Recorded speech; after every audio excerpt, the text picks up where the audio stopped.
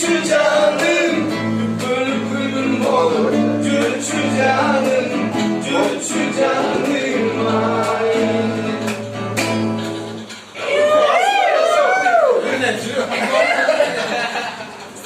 Stres var, sıkıntı resim var. Bunlar olursa işte İngilizce mi?